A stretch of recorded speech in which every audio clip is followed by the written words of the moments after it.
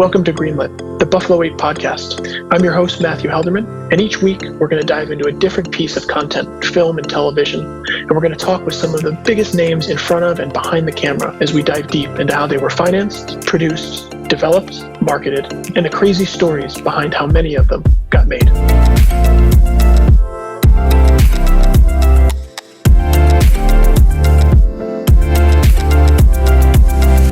Welcome back to Greenlit. On today's episode, we're chatting with producer and recent first-time director, Randall Emmett. We spend the majority of the episode talking about Randy's experience working with legendary director Martin Scorsese. We also talk about his recent turn in starring on camera on the hit reality show Vanderpump Rules. Randy's a really interesting guy, a great storyteller, has an infectious amount of energy, and in many ways really represents some of the old school ways of producing. But there are also areas of Randy's career that we don't touch on, including working for Mark Wahlberg, producing over 100 plus projects with stars like Stallone, Schwarzenegger, and Bruce Willis. So without further ado, enjoy this conversation with Randall Emmett talking about Silence and The Irishman with Martin Scorsese.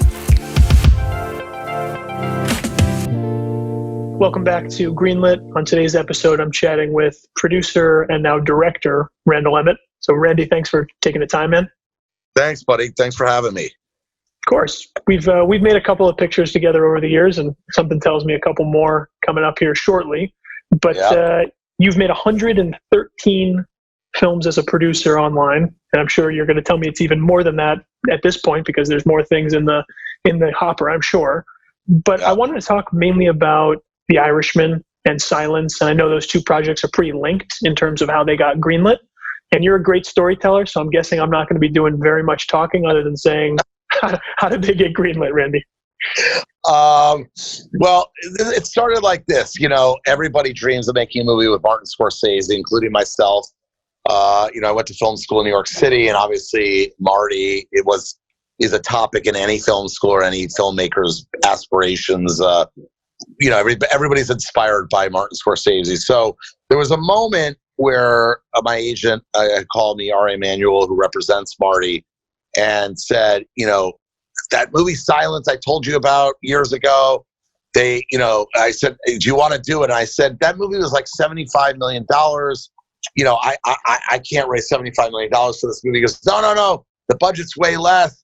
And I said, well, what do I do? And at the same time, they were having table reads for Irishman, but like in New York. But the idea was whoever did Silence would get to get a two-picture deal, get to do Irishman. Irishman obviously being a more commercial movie, but Silence being Marty's passion. And I didn't know Martin Scorsese at all.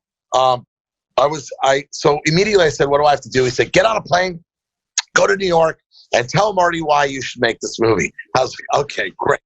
So next thing I know, a couple of days later, I'm booking a ticket. And I found out that Irwin Winkler, who I had produced the movie he directed called Home of the Brave, was kind of in the middle of all this. And that was great for me because I had somebody that was close to home and could kind of give me an update and break it down for me budget-wise and what they had been going through. And I found out that this is Marty's passion movie of like 20 plus years, that Graham King and a bunch of different producers, different incarnations, Daniel Day-Lewis had been attached, many different actors.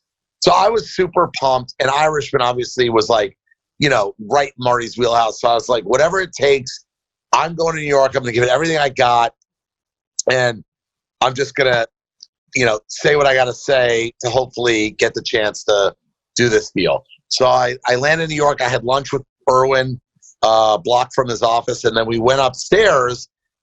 And this is kind of all a blur, the first meeting, but long story short, I'm trying to make it not as long, but I went into his screening room, and Emma Tillinger, who's his partner, came in, and Marty came in. He was dressed like he always is, immaculate in his Italian suits, and shorter than me, which is shocking, and Irwin. And he came in, and he's like, all right, so Ari tells me, blah, blah, blah, and I kind of like checked out, and I was like, here's the deal, Marty. Can I call you Marty? He's like, yeah. I said, I just want to be able to say that. I said, there's nothing I can tell you as a producer if I made 500 movies or 5 movies that's going to change how you make a film. I said, but all I care about is the opportunity to be part of history and one day say that my name's side by side with yours. So I will do whatever it takes to support your vision, to be there. And I know this movie's taken 20 plus years, but I will get this movie made under any circumstance to be able to be side by side with you. And we went on and we talked back and forth and, et cetera. And at the end of the meeting, he's like, well, thanks for coming. And I was like, that's it? Like, tell me no. And I got on the plane and I think I landed in LA that night. Like it was the next day. And I got a call and they're like, that Marty loved you. He thinks you're great. It's yours. And I'm like, what? And then I was like so stoked and I was like flipping out. And then like the work began. I was like, and there were a lot of things, that Marty had never done that I needed to get him to do in order for this movie to work. And the first thing we did is work on the budget. Me and Emma, Erwin, Rick Yorn, and Marty. And we worked on the budget to get it to a place that we thought, that I thought was financeable. And then the two things that I needed him to do that were very, very difficult that he had never done were, I needed to bond him. As an independent financier, you have to get a bond. So they thought I was speaking gibberish, and they were all like, "Want Martin Scorsese to be bonded?" And I was like, "Yeah." And so they all laughed at first, and then the process began. I remember taking the bond company in New York to meet him, and he was great. Like it was everything opposite of what I thought I was going to go through. He knew the passion he had for silence was so strong that there really was not a no. And I had a great team with Emma and Rick and Erwin kind of helping me navigate, Martin Scorsese. But great. So we got through that. And then I remember the big thing was I called them up and I said, look, a lot of people have heard about this movie for 20 years. None of the international buyers believe Martin's ever going to do this movie. So I have an idea. And they're like, what's that? And I said, we're going to go to Cannes and we're going to sell the movie together. And they're like, so you want Martin Scorsese to go to the market, sit in a room, talk to buyers? I don't know what I was thinking, but I was so obsessed, with delivering for him, and being the guy that got that movie made. And I was like, yeah, this is the only way. Because if they meet Martin Scorsese, I had done it with Pete Berg on Lone Survivor, and I had done it with some other directors. And I just said, Martin Scorsese is Martin Scorsese. And, when you sit with him for 15 minutes, it's like sitting in history. You'll never.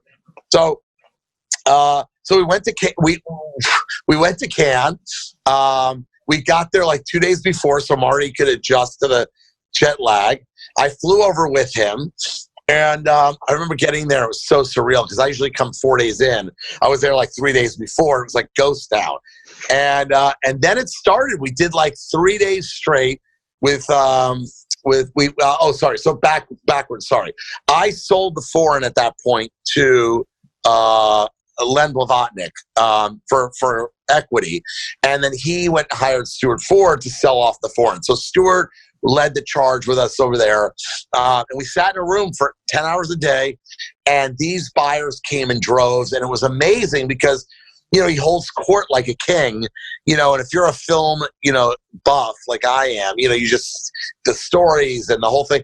And we sold out, we did phenomenal. And so the three big hurdles that I changed like my life as a producer were, one, bonding Martin Scorsese, I thought I would get fired. Two, taking Marty to Cannes, thought I would get fired. That was a big debate. That went on for a while. And convincing, and thank God that he was so passionate and was going to do, what he had to do to get to production. And the last call that I ever got, and I could talk for hours about flying to Taiwan and starting pre-production and going on director scouts and bands with Marty and Rodrigo Prieto and the greatest, crew in the world, and, tech scouts and all this stuff was that part of the process was epic. The third part that I thought I was going to get fired was when we didn't get Daniel Day-Lewis because, he had just, I think he had come off Lincoln. I think it was Lincoln, and he was just taking time off, and timing didn't work for the movie.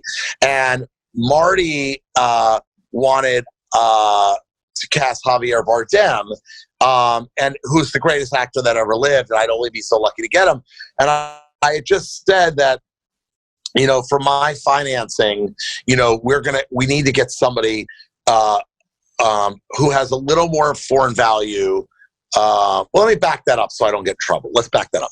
So casting, Marty, had a very specific idea to put in the role, the Liam Neeson role.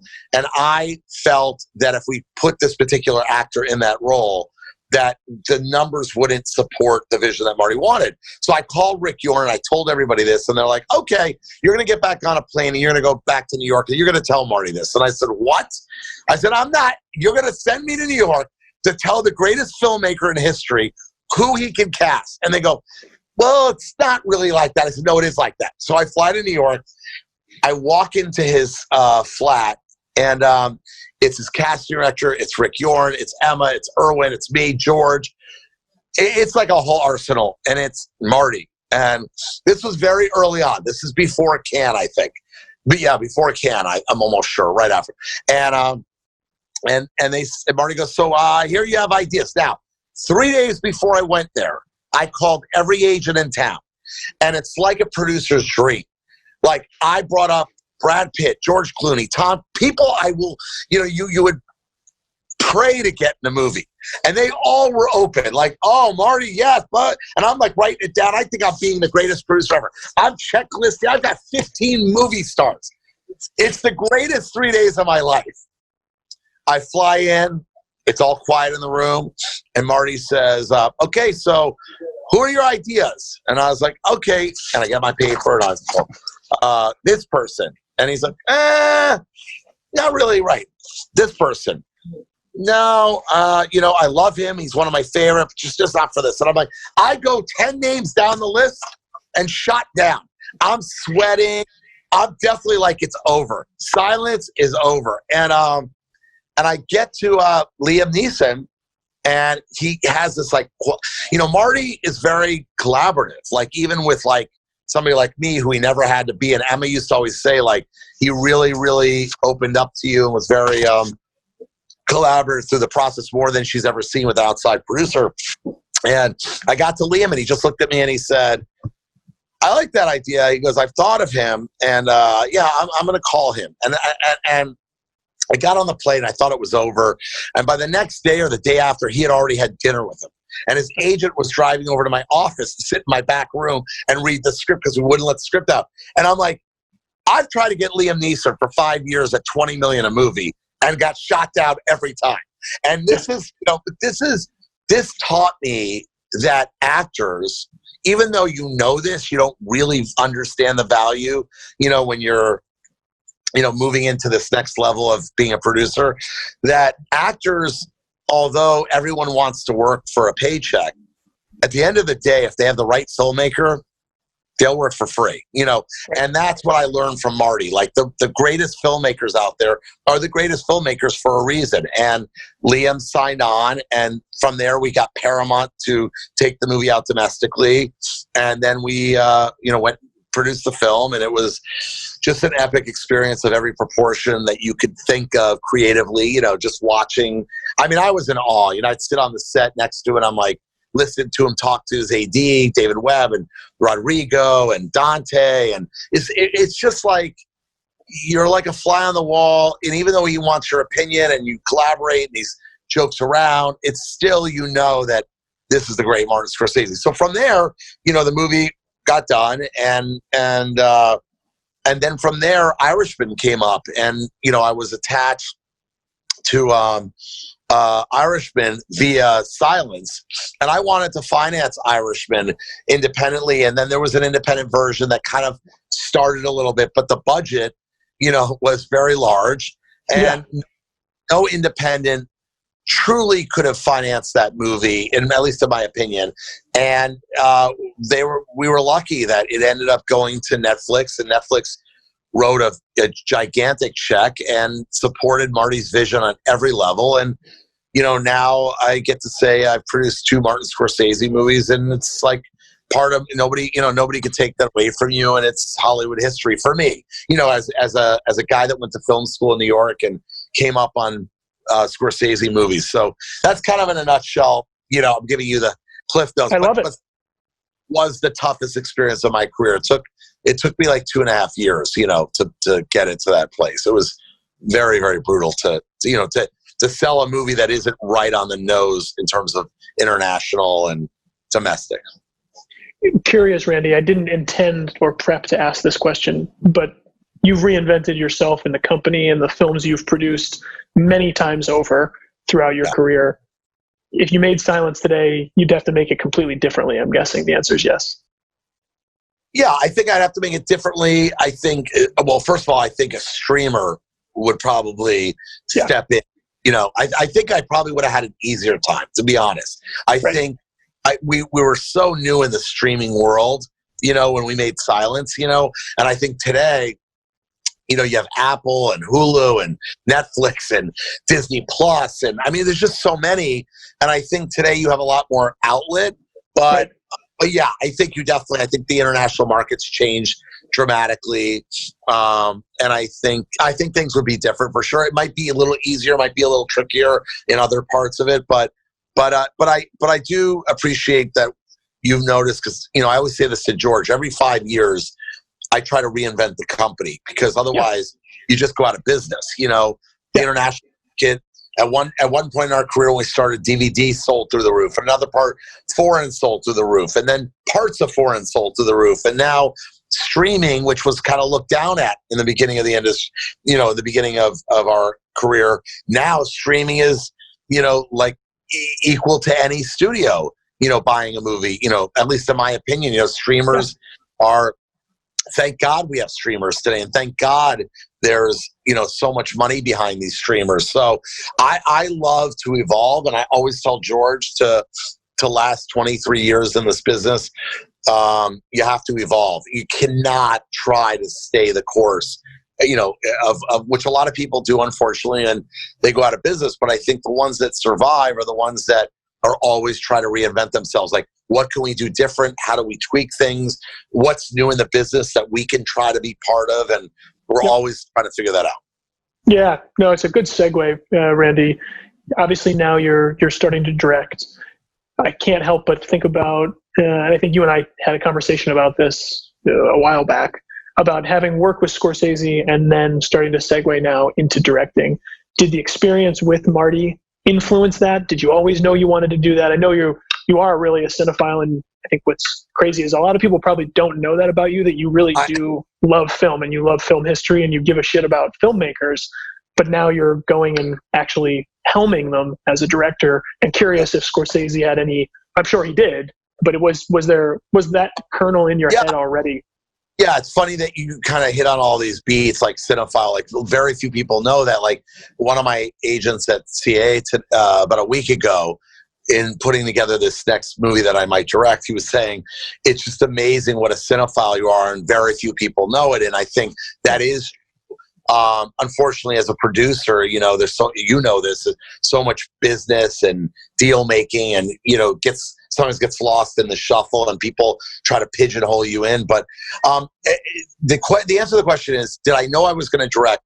I always wanted to, and I said about 7 years ago to myself, I'm going to direct one day when I feel mature enough to be able to handle living in the moment to moment, because I just think I was too all over the place, wanting to be a voice for writers and directors. And I still love being a voice to writers and directors. But what happened was, definitely Marty inspired me. And I had talked to Marty and his team about, possibly executive producing movies that I was going to direct and things like that. And, we talked about taking it on a case-by-case basis. But really what happened for me is I was telling somebody this the other day, I felt creatively dead. Like, really, really felt like I was, just running in place. And I feel like I'm really good at putting movies together and getting them financed and getting other people's visions made. And I love it. It was a high, and it still is a high. but I felt like I couldn't, like, where was my creative, when I first started making movies as a producer, I was so the biggest high, you know, but then as the business gets bigger, the movies get bigger, the crews get bigger, you know, your role as a producer, you're supporting, you know, these visions. And I am proud that I do that. But I think I hit a wall. I'm 49 years old. I hit a wall where I'm like, God, it's getting, I'm good at it. I love doing it, but it's not fulfilling me on the creative thing. So can I do both? Could I go fulfill the creative? And so I didn't know what I was going to get out of it. That's the truth. And so I was getting married April 18th, pre-COVID. Obviously that's been pushed. And I thought I would chicken out or manipulate myself into pushing, right? Because I would get like nervous, or I have the influence, I could move the movie. So I basically set up a schedule that I was going to direct on March 9th. I was going to wrap April 1st. I was going to have a bachelor party and then go get married. And I knew I couldn't push if I boxed it all in. And my fiance said, "You're a lunatic." And I said, "Thank you." And I remember getting on the plane. I remember when I hired the DP, I didn't know what I was going to feel. I really didn't. And Mark Wahlberg called me and said, "I'm telling you, I think this is going to be one of your callings." And I was like, "Why?" And he's like, "I just know you. You're really no sets, you know script, you know actors, you know, you love actors." And I just said, "Okay, you know, thank you." But I was still petrified. I was calling Antoine Fuqua every night to give me advice. I was having meltdowns. I was calling different directors, Polish. And I got to Puerto Rico, and it was day one of pre. And within 5 days, I just felt like I was free. Like I felt like, oh my God, this is where I'm supposed to be. And it was because I was living in the moment. Like everything stopped. And all it was about that script. No deal making, no, you know, what movie's going next, what this, what that. I'm not dealing with travel and, you know, all the things you deal with, budgeting.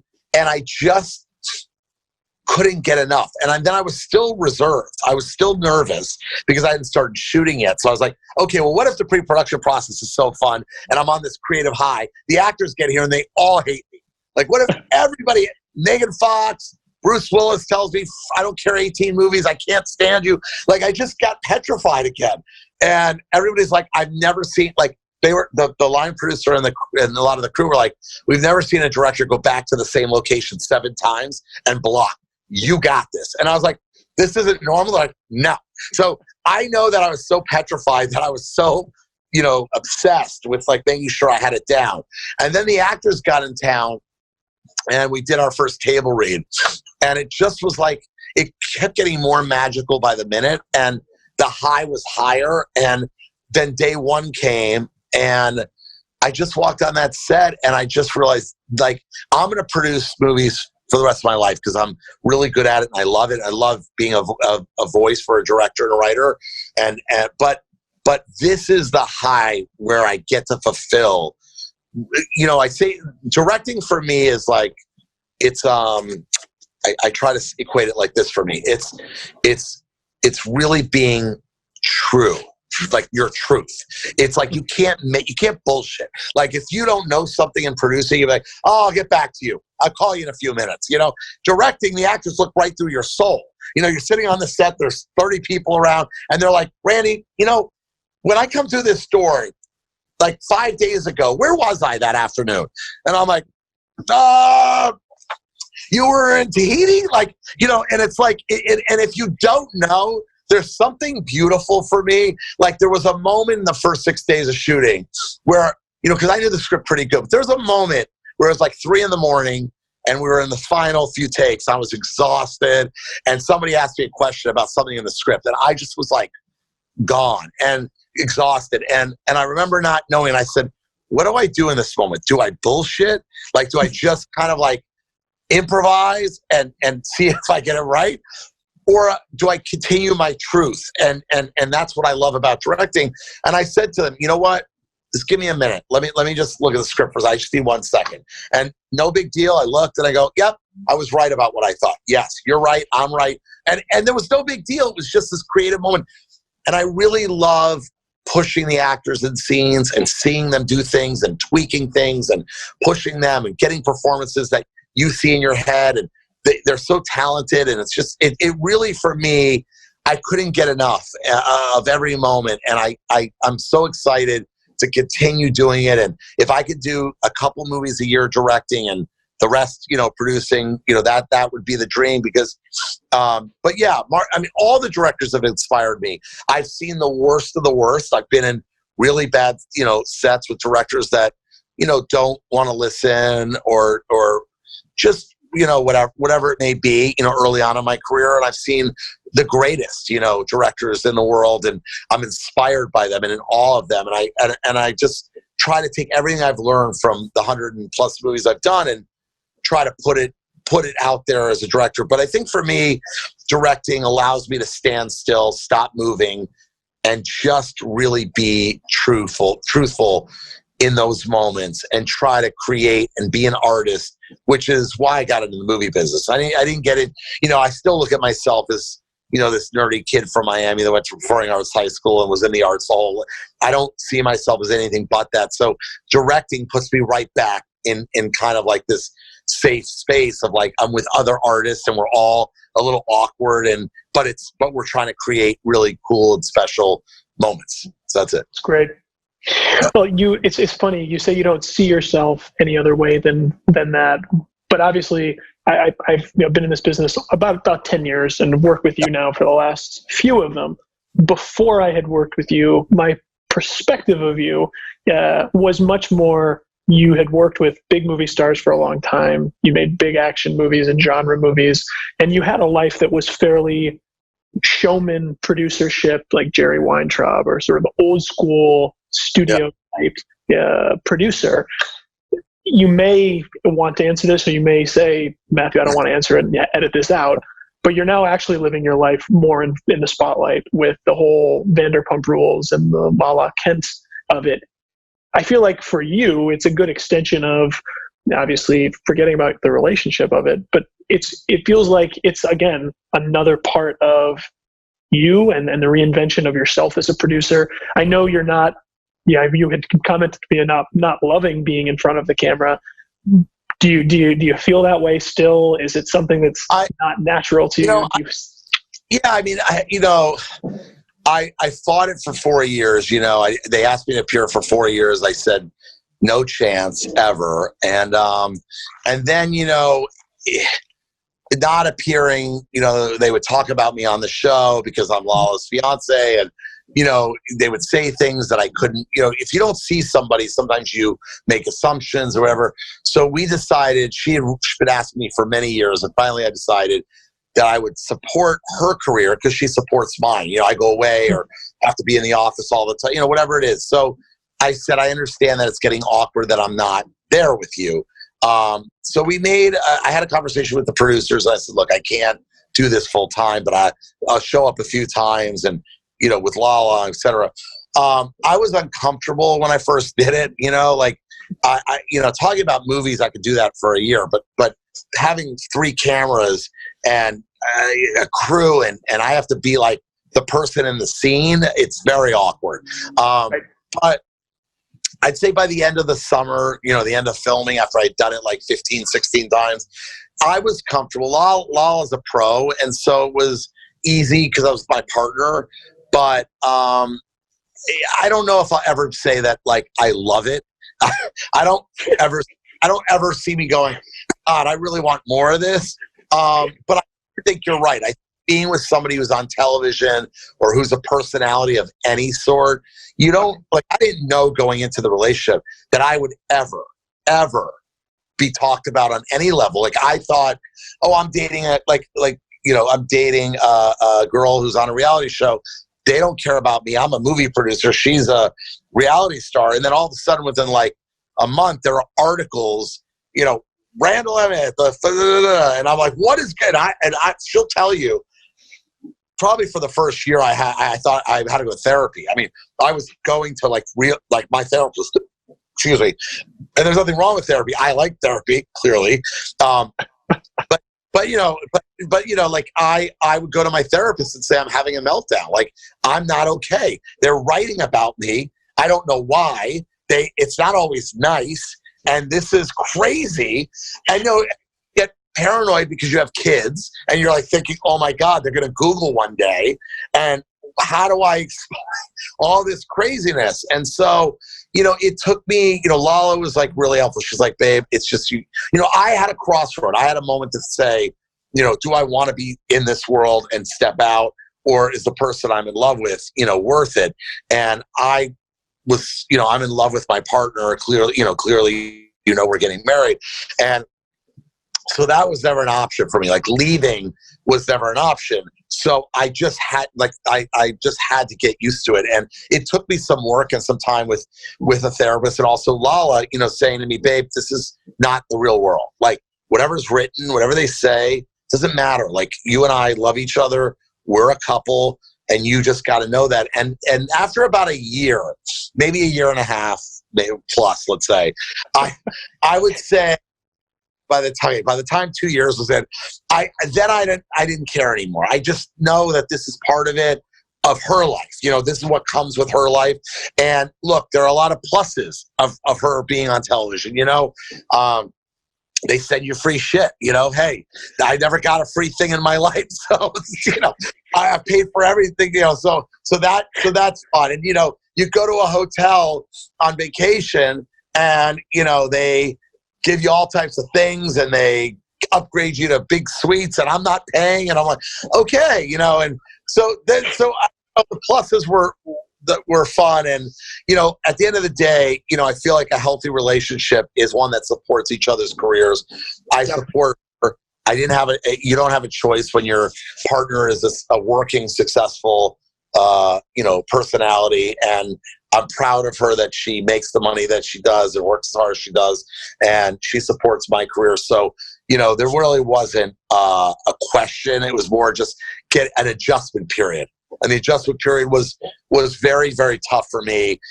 Somebody who's been in the business 23 years, the only interviews I ever did was on a red carpet opening a movie. And it was literally maybe 7 of them. You know what I mean? Like, nobody gave a shit about what I say. And I'll tell you my moment that I realized, oh my God, this is out of control. I was at the Academy Awards, and you get used to it. After 4.5 years together, you get used to people coming up and say, oh my God, you're Lala's fiance. You get used to that part of it after 500 times, right? So you're Lala's fiance to her fans, right? You're not a movie producer. You're not a dad. You don't have a career of your own. You're just the fiance. That's fine. I accept that. But I was on the red carpet for the Academy Awards. One of my highlights of my career for the Irishman. Em and I were walking together and getting into the event, and they have these stands with all these fans, and all of a sudden, they're like, I heard, like when I was doing an interview, I heard, Brad! And they're screaming my name. And I'm going, oh my God, it's so cool. I produced The Irishman. I have like 5 fans that love The Irishman. So, because that's how delusional I am about. So I'm like, and I look around and I go back and I finish the interview and like, Rand, can we get a picture? And I walk over and I'm like so proud of Irishman. And they're like, where's Lala? And I'm like, okay. I walked right in the venue. I went right in. I didn't talk to another person. So that just shows you that, she, not my generation, but their generation, how the media and television, social media has a big impact on society, So, well, I want to be respectful of your time. I want to ask one final thing. You've answered it a few different ways, but you are always you are never short nor boring with your words, so it's worth asking the question. I always end these discussions by saying, looking back now on your career, what would you tell yourself sitting where you sit today versus where you sat when you were first starting? What piece of advice or pieces of advice? That's a great question. I like the way I did things, right? Meaning, like, I like that I was brave and bold to not I would tell myself, okay, there's two things I tell myself.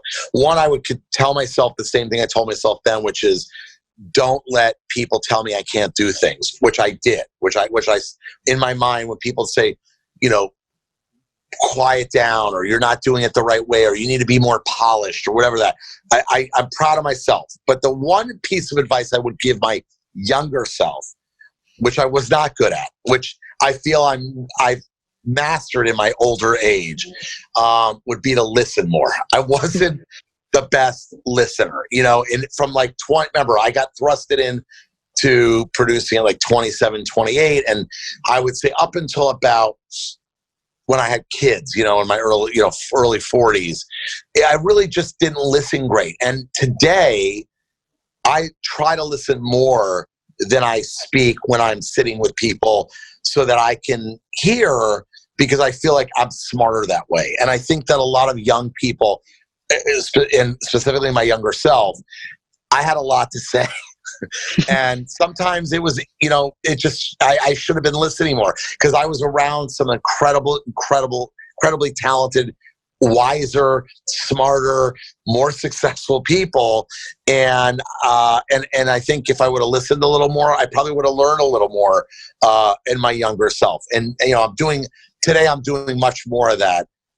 You know, when I'm around different filmmakers and different writers and directors and executives, I really like to hear their stories and everything. And maybe that was just like an immaturity thing, or a attention deficit disorder thing. But that's the thing I always look back and I go, I didn't listen as well as I spoke.